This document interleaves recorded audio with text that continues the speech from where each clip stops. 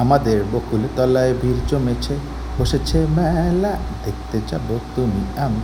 না না, আজকে গান গাইতে আসিনি, কিছু কথা বলতে এসেছি।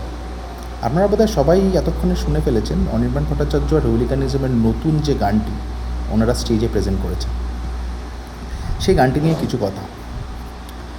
প্রথমত, গানটি হিউমারে ভরা, অ্যান্ড সেই গানটিতে উনি ৩ ঘোষকেই নিজের হিউমার দিয়ে একটু ছোটো করার চেষ্টা করেছেন বা মজা করার চেষ্টা করেছেই বলা যায়।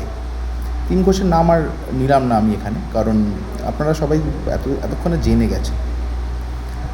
তার মধ্যে থেকে ১ ঘোষের রিয়াকশান পাওয়া গেছে, উনি খুব মজার ছলেই ব্যাপারটাকে নিয়েছেন, ইভেন নিজের ফেসবুক পেজে শেয়ারও করেছেন। বাকি দুজনের তেমন রিয়াকশান পাওয়া যায়। আর তিনি সনাতন নিয়েও একটি জোক ক্র্যাক করেছেন বা হিউমার ইউজ করেছেন। এই ব্যাপারগুলো দেখে ওই ৩ ঘোষের গায়ে না লাগলেও আরেক ঘোষের খুবই গায়ে লেগেছে। ওই ঘোষ আবার সাথে পাচে থাকেন না। উনি একসময় মিরাক্কেলের জাজমেন্টও দিয়েছেন, জাজ হিসেবেও বসেছেন জাজের চেয়ারে।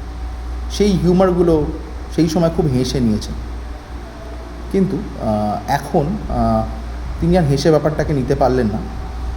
উনি একটি বড় পোস্ট করে ফেললেন, আবার বললেন অনির্বাণ ভট্টাচার্য তার নাকি বন্ধু বল, মানে কালিগ বলা চলে। যেখানে কালিগ বলা চলে সেখানে কি আমি আমার কালিগের সাথে সামনাসামনি কথা না বলে আমি ফেসবুক বা ইনস্টাগ্রামে পোস্ট করব? তা তো নয়, তাই না?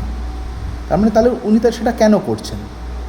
দেখছেন একজন অ্যাক্টর খুব ভার্সেটাইল, সব রকম কাজ সমানভাবে ভালোভাবে করতে পারে। যদি তাকে সামনে রেখে একটু প্রচার পাওয়া যায়, প্রচারের আলোয় আসা যায়, সেই মানুষটি চেষ্টা করলেন সেটা করার। আমি তার পলিটিক্যাল ব্যাকগ্রাউন্ড কী সেসব দিকে গেলামই, কিন্তু তিনি চেষ্টাটি করলেন। অ্যান্ড আরও অনেক রকম অনেক লোক অনেকভাবে কথা বলছে। আপনারা এক সময় জি বাংলায় একটি শো হতো মিরাক্কেল, দেখেছেন সবাই?